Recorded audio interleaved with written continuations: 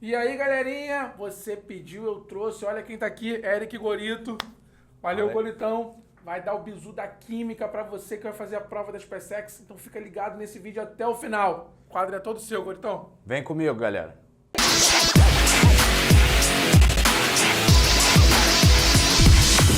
Então, galera, começando aí nossa aula de química, eu escolhi o tema. Qual seria o tema? A parte de eletroquímica. Eletroquímica é um dos pontos mais cobrados na prova da SpaceX. Todo ano eu posso garantir para você que cai uma questãozinha de eletroquímica. Eletroquímica trata-se do quê? Basicamente é a transferência de elétron, certo? Só que para falar um pouco de eletroquímica, eu tenho que primeiro lembrar alguns conceitos. O principal deles seria o conceito de NOx, número de oxidação. Então eu preciso lembrar, né, quais são os valores dos principais elementos com seus respectivos números de oxidação. Se uma substância for simples, o NOx dela é zero. O que é uma substância simples? Substância simples é aquela H2, O2, Fe, toda substância que só apresenta um elemento. Então, dica aí, ó, substância simples, o NOx necessariamente vale zero. Outro, quando for o íon simples, né, então a própria carga do íon já expressa o seu número de oxidação. Metais alcalinos e alcalino terrório. Só para lembrar, alcalinos quais são? Primeira família lá, né? Primeira família da tabela periódica, que eles são os metais alcalinos. Qual seria o NOx dessa galera? Todo mundo ali, o NOx vale quanto? Mais 1. Isso quando você tiver esse elemento como sendo o primeiro à esquerda da minha fórmula química. Alcalino terrosos, NOx mais 2 na mesma condição, primeiro elemento, à esquerda da minha fórmula química. Esses aqui, eles são muito importantes. Por quê? Porque cai muito na prova. Prata, zinco, cobre e alumínio. Prata, qual seria o NOx da prata? O NOx da prata é mais 1. Zinco e cobre apresentam o NOx mais 2. Esse parzinho aqui, ó, esse parzinho é importante, porque a gente faz o estudo quando olha a pilha de Daniel. Então é importante esse par aqui, zinco, cobre. E alumínio, mais 3 sendo o seu número de NOx. Halogênios e calcogênios já é aquela tendência, né? Só lembrando, onde estão localizados os halogênios? Penúltima coluna da tabela periódica. E os calcogênios? Antepenúltima, respectivamente, menos 1 e menos 2 o NOx. Agora, Gorito, para que eu preciso saber o NOx quando eu falo de eletroquímica? Porque quando eu falo de circulação de elétron, eu estou mexendo diretamente com essa relação ao número de oxidação. Só lembrando, o que é a minha pilha, né? Quando eu falo de eletroquímica, eu estou falando de pilha ou eletrólise. São caminhos inversos. Energia química sendo convertida em energia elétrica, isso é um processo que a gente chama de processo espontâneo. O que é um processo espontâneo, Gorito? É um processo que ocorre naturalmente, sem que haja necessidade de um agente externo que estabeleça essa força. Eletrólise, o que é? É toda vez que eu tenho uma energia elétrica e eu estou convertendo ela em energia química. Esse processo, ele precisa dessa força externa. Se ele precisa dessa força externa, esse processo não pode ser espontâneo. Esse processo é não espontâneo. Pô, mas qual dos dois cai na prova da SpaceX? Caem os dois. Quando eu falo de pilha, processo espontâneo, e quando eu falo de eletrólise. Então esses dois processos caem na prova de vocês, caem na prova da SpaceX. Como surgiu a ideia da pilha? Primeiro ali teve a pilha de Daniel, que todo mundo acaba explicando a parte de pilhas envolvendo esse sistema simples. O que significa cada coisa dessa? Eu tenho zinco e cobre como sendo os eletrodos da pilha, né? O que serve ali para poder conduzir essa energia elétrica vinculada ao meu fio condutor. E o que é essa barrinha aqui, ó, ligando as duas soluções? É a minha ponte salina. Para que serve essa ponte salina, Gorito? Essa ponte salina, ela serve para poder fechar o circuito. Vocês viram lá em Física 3, né? Só lembrando aí o conceito de Física 3, que o circuito ele precisa ter do polo positivo, negativo, ele precisa que os elétrons fluam de um para o outro. Então, para fechar esse circuito, eu vou e coloco a minha ponte salina, até para estabelecer o equilíbrio ali de íons. Então, isso aqui foi a pilha que Daniel sugeriu para poder explicar todo o conceito, né, que introduziu a nossa eletroquímica, a nossa parte de eletroquímica. Como funciona? Eu tenho ali dois eletrodos imersos em soluções que apresentam esses dois elementos. Então eu tenho zinco em sulfato de zinco e o cobre em sulfato de cobre. O que ele percebeu? O que ele percebeu com isso? Ele percebeu que um dos dois apresentava diminuição da sua massa com o passar do tempo, enquanto o outro apresentava aumento da sua massa. Como assim eles apresentavam diminuição? Com o passar do tempo, o que foi percebido? Que o zinco ele começou a perder massa. Se ele começou a perder massa ao longo do tempo, porque alguma coisa está acontecendo ali. O que está acontecendo ali? Um processo chamado de oxidação. Então o zinco ele começou a se desgastar, a massa começou a diminuir. Isso mostrou que alguma coisa estava acontecendo aqui e essa massa do zinco estava sendo diminuída. Mas por que essa massa estava sendo diminuída? O que acontecia no processo? Elétrons estavam saindo do zinco e migrando para o outro recipiente, né? Então, o zinco ele estava perdendo elétrons no processo. Se alguém perde em qualquer coisa na vida, né? Se alguém está perdendo, necessariamente alguém está ganhando. Então, se o zinco perde elétron, o que acontece com o meu cobre? Está ganhando elétron. Então, conseguiu perceber que esse cara perdia elétron, perdia a massa. E esse cara aqui, ó, o que aconteceu com a massa dele? Começou a aumentar. Então, quais foram as observações que ele fez em relação a esse processo?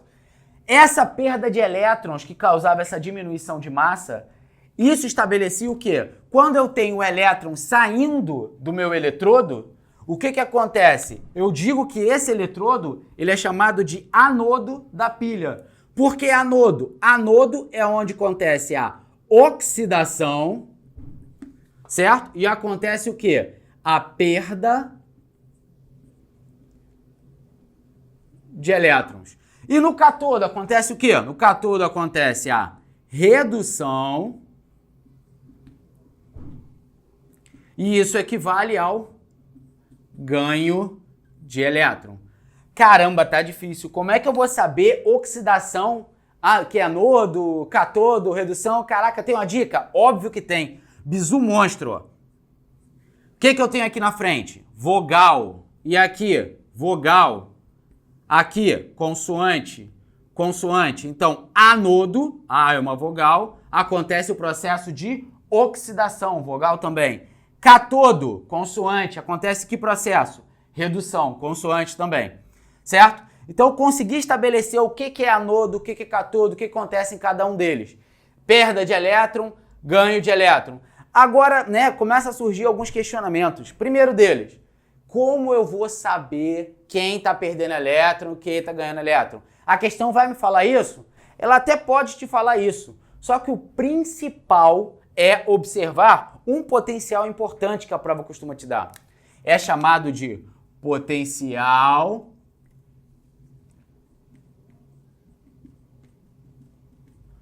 padrão de redução.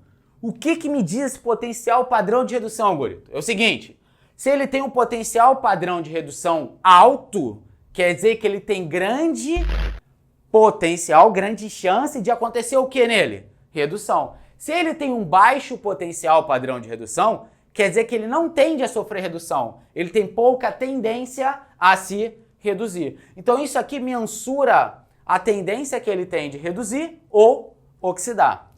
Nesse caso aqui, o que eu pude observar? Zinco e cobre. O zinco está sofrendo o quê? Oxidação. Quem está se reduzindo aqui? O cátodo. Quem é o cátodo? Cobre. Necessariamente, Gorito, eu posso afirmar que o potencial padrão de redução do cobre é maior do que o do zinco, sabendo que ele se reduziu? Posso. Eu não só posso, como devo. Então, o que me diz se alguém está se reduzindo ou se alguém está se oxidando é o seu potencial padrão de redução. Ah, existe o potencial padrão de oxidação? Existe, só que ele não é tão comum em prova. Ah, e como é que funciona o potencial padrão de oxidação? É simples.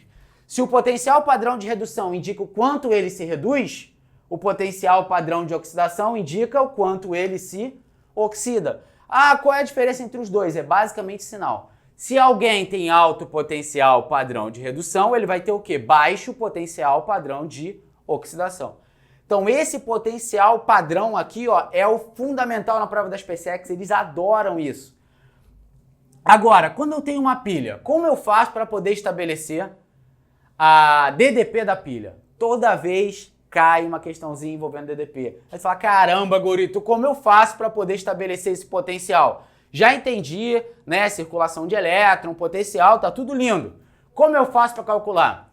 Primeira coisa, que os livros costumam dizer, potencial padrão, né, simbolizado por esse E, 0. De redução de quem se reduz, menos o potencial padrão de quem se oxida. Então, é potencial padrão de redução de quem se reduz, menos o potencial padrão de redução de quem se oxida. Só que fica confuso, né? Então, o que eu posso estabelecer? Olha só, simples. Se ele me der o potencial padrão de redução, eu pego o maior menos o menor. Só isso. Qual é o potencial aqui de um elemento X, um elemento Y? Pego o maior deles e diminuo do menor, se os dois estiverem no potencial padrão de redução. Fácil, fácil. Só tomem bastante cuidado com o sinal, né? Porque alguns potenciais são negativos. Então, na hora que você for comparar, né, toma cuidado. Menos 2 volts, o outro é menos 3. Quem é o maior? O menos 2. Então, toma só esse cuidado em relação aos sinais. Beleza, pilha já entendi como é que funciona, né? Agora, como é a expressão geral? O que o IUPAC me fala disso? Qual é a reação global? O que eu posso afirmar em relação a esse processo? Primeiro, você vai dividir com essa dupla barra os elementos as semi-reações, né? O que está acontecendo no anodo e no cátodo da sua pilha, né? Se eu tenho, aqui no caso, zinco,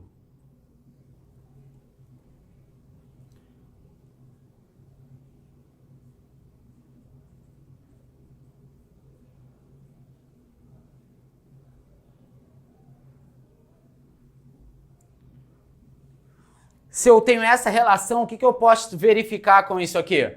O zinco está indo para quê? Zinco 2+. Se o NOx dele aumenta, acontece oxidação ou redução? Toda vez que o NOx aumenta, é oxidação. Toda vez que o NOx reduz, é redução. E esse cara aqui, ó, o Cu, lembra que nós falamos lá no início? Quando eu tenho substâncias simples? Então esse cara tem NOx 0. Tá vendo aqui, ó? Que o potencial diminuiu. Se o potencial diminuiu, se o potencial reduziu, ele está sofrendo o quê? Redução. Então já pude perceber como funciona, né, a minha relação com a pilha. E a eletrólise? Como é que funciona a eletrólise? Eletrólise nós temos basicamente 2 tipos. A eletrólise chamada ígnea. O que é uma eletrólise ígnea? Quando está imerso em nos sais fundidos. E quando você tiver a presença de água, é uma eletrólise chamada de eletrólise aquosa. Caramba, aquosa, ígnea, como é que eu vou relacionar isso para a prova da SpaceX? A prova da SpaceX, ela trabalha muito com a relação da constante de Faraday. O que me fala a constante de Faraday? Olha para cá, 96.500 Coulomb a cada 1 mol de elétron. Então, o que vocês precisam saber? Quando eu pego uma semi-reação do cobre, né? Por exemplo, ali, o que está acontecendo. Vamos pegar o do zinco.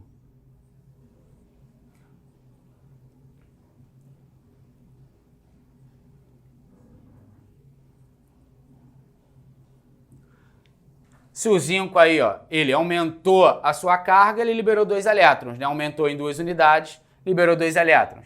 Isso aqui é minha semi-reação. O que eu consigo perceber aqui, ó?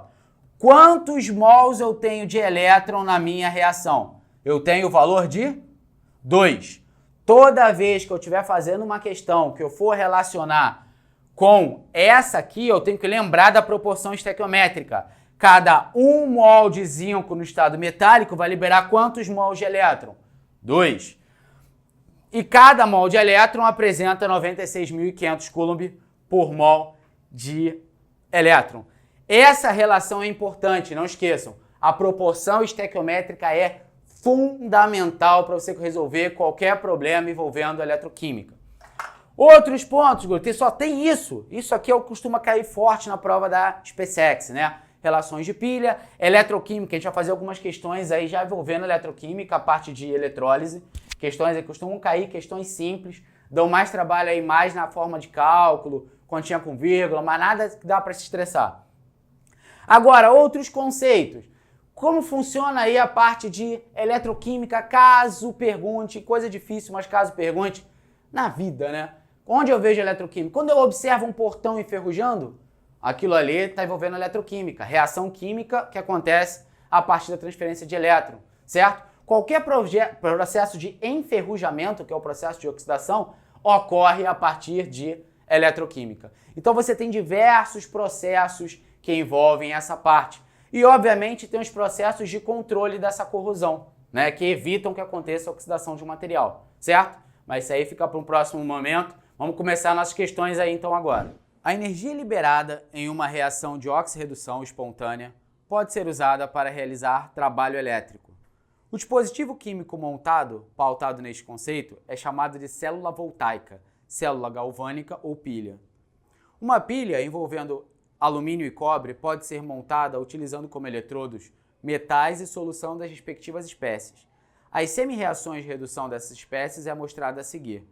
Considerando todos os materiais necessários para a montagem de uma pilha de alumínio e cobre, nas condições padrão, que seriam 25 graus Celsius e 1 atm, ideais, desprezando-se qualquer efeito dissipativo, e as semi-reações de redução fornecidas, a força eletromotriz dessa pilha e o agente redutor, respectivamente, são. Vamos fazer agora algum apanhado de questões da SpaceX, como costuma cair aquilo tudo que nós vimos, né? Ah, vimos conceito de pilha, eletrólise, mas como cai isso na realidade da prova da SpaceX? Então, primeira coisa, esqueminha aqui, ó, a questão da SpaceX que ela me dá, ela tá me dando alumínio, né, alumínio 3+, mais 3 elétrons, dando alumínio 0. Tá me dando cobre 2+, mais 2 elétrons, dando cobre 0. Obviamente, a SpaceX espera que você compreenda que uma dessas reações vai se oxidar e a outra vai se reduzir. Como ela me deu, olha para cá, ó, potencial padrão de redução, obviamente ele está falando de reações de redução. Como vocês vão determinar quem está se oxidando e quem está se reduzindo? Lembra que nós vimos lá no vídeo? O que é? Potencial padrão de redução. Quem vai se reduzir é aquele que tem o maior potencial padrão de redução. Nesse caso, quem é maior? Mais 0,34 volts ou menos 1,66 volts? O maior deles, 0,34 volts. Se esse cara aqui, ó, 0,34 é maior que o outro, ele tem o maior potencial padrão de redução. Se ele tem o maior potencial padrão de redução, o que ele faz? Se reduz. Então ele sofre redução. Se ele sofre redução, esse cara aqui sofre o quê? Oxidação. Sempre, se alguém se reduz, alguém se oxida, como tudo na vida. Então temos isso aí. A reação que ele está me dando, as duas são de redução, certo? Só que, apesar das duas serem de redução, obviamente esse cara se oxida. Se esse cara está se oxidando, o que acontece com essa semi-reação aqui? Ó? Vou ter que fazer o que com ela? Inverter.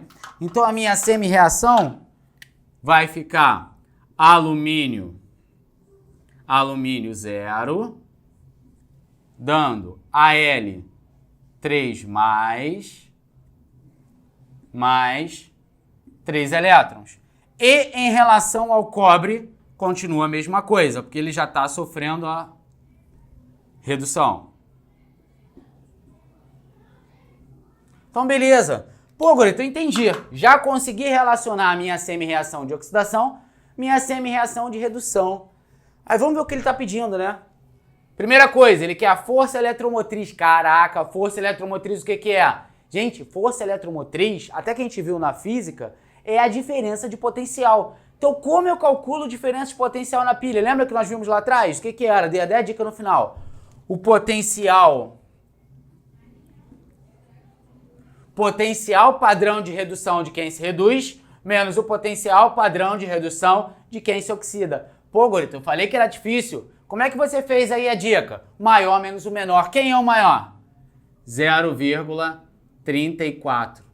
Menos, quem é o menor? Menos 1,66. Então, qual é o valor da FEM nesse caso? 2 volts. Então, primeira pergunta tranquila da SpaceX era a FEM, ou seja, a diferença de potencial da pilha. E agente redutor, esse negócio aí eu não entendi não. Como é que funciona agente redutor? Gente, seguinte, agente redutor é aquele que provoca a redução. Só que olha só, se alguém provoca a redução, o que está acontecendo com ele mesmo? Lembra? Se alguém se reduz, alguém se oxida. Se ele é o agente redutor, se ele provoca a redução, o que acontece com ele mesmo? Se oxida. Então a pergunta era, quem é o agente redutor? É aquele que está se oxidando. E nesse caso, quem está se oxidando? É o meu alumínio. Então já consegui estabelecer a minha FEM e já mostrei quem é quem está se oxidando nesse caso. Quem está se oxidando ali no caso é o alumínio metálico. De acordo com isso, resposta à letra B, certo? Questão molezinha, sem estresse. Tudo que nós vimos no último vídeo, lembram? Estão aí mostrando como costuma cair na prova da SpaceX. Valeu? Uma pilha de zinco e prata pode ser montada com os eletrodos de zinco e prata e representada segundo a União Internacional de Química Pura e Aplicada, UPAC. Pela notação zinco indo a zinco 2+, prata 1+, indo até a prata 0. As equações que representam as semi-reações de cada espécie e os respectivos potenciais padrão de redução a 25 graus Celsius e 1 atm são apresentados a seguir. Com base nas informações apresentadas, são feitas as seguintes afirmações. No eletrodo de zinco ocorre o processo químico da oxidação. Segunda afirmação. O cátodo da pilha será o eletrodo de prata. Terceira afirmação. Ocorre o desgaste da placa de zinco devido ao processo químico de redução de zinco. Quarta afirmação. O sentido espontâneo do processo será zinco 2+, mais 2 prata 0, dando zinco 0 mais 2 prata mais. Entre os eletrodos de zinco e prata existe uma diferença de potencial padrão de 1,56 volts. Estão corretas apenas as afirmativas. Então, galera, mais uma questãozinha aqui, ó, filé para vocês, mais uma questãozinha padrão SpaceX aqui. Ou, de novo, ó, relacionada aí a outra questão do mesmo tipo. Ele tá me dando as semi-reações, as duas são de redução e ele me dá os potenciais de redução. Se ele não falar nada, já posso afirmar que é redução. Como eu faço para saber quem está se reduzindo e quem está se oxidando? Já vimos isso, né? Quem tem o maior potencial padrão de redução, acontece o que com ele? Se reduz. E quem tem o menor potencial padrão de redução? A tendência dele não é se reduzir, a tendência é se oxidar. Então ele se oxida. Então já tenho essa noção. Onde acontece a oxidação? Lembra? Vogal, vogal. Oxidação acontece no cátodo ou no anodo?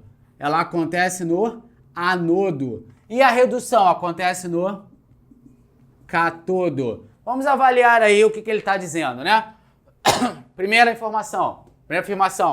No eletrodo de zinco ocorre o processo químico da oxidação. Vamos ver. Eletrodo de zinco acontece o quê? Oxidação. Perfeito. Essa aí tá certa. Verdadeira essa afirmação. O cátodo dessa pilha será o eletrodo de prata. Só lembrando, cátodo, consoante, acontece a redução. Então quem está se reduzindo aqui é a prata. Então é o cátodo. Ele disse que o cátodo da pilha é a prata, então essa informação também é verdadeira. Ocorre o desgaste da placa de zinco devido ao processo químico da redução do zinco. Olha só, onde acontece o desgaste é onde acontece a oxidação. Vamos olhar lá em cima. É o zinco que está se oxidando? É. Então, realmente é a placa de zinco que se oxida. Mas prestem atenção aqui, ó a pegadinha da SpaceX, ó. Até aqui estava perfeito, mas olha aqui. Redução do zinco. Não, só acontece desgaste no zinco porque ele não se reduz, ele se oxida. Por isso que essa afirmação é falsa. Quarta, o sentido espontâneo do processo será... Vamos olhar o sentido espontâneo desse processo. O zinco tá, ó, olha o NOx, tá aumentando ou tá diminuindo? Tá reduzindo. Nessa reação dele, o zinco se reduz. Vamos olhar, o zinco tá se reduzindo lá em cima? Não, o zinco faz o quê? Se oxida, então essa afirmação é falsa. Entre os eletrodos de zinco e prata, existe uma DDP, né? Lembra da FEM? Então, existe uma DDP de 1,56. Caraca, como é que calcula isso mesmo, hein? Lembrando, vamos usar o macete direto. Maior potencial padrão de redução menos o menor. Esse é o maior e esse é o menor. Então, vamos calcular. 0,8 menos, toma cuidado com o sinal, 0,76, quanto dá essa DDP? 1,56 volts. Então essa afirmação é verdadeira ou falsa? Verdadeira. Ah, Gorito, então é moleza, é só eu saber potencial padrão de redução e organizar a célula. Mas é isso que nós falamos desde o início.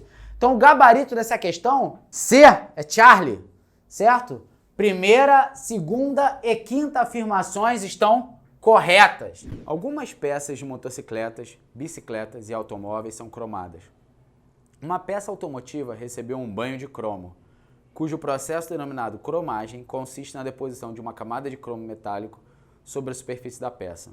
Sabe-se que a cuba eletrolítica empregada nesse processo é composta pela peça automotiva ligada ao catodo, polo negativo, um eletrodo inerte ligado ao anodo e uma solução de 1 mol por litro de cloreto de cromo.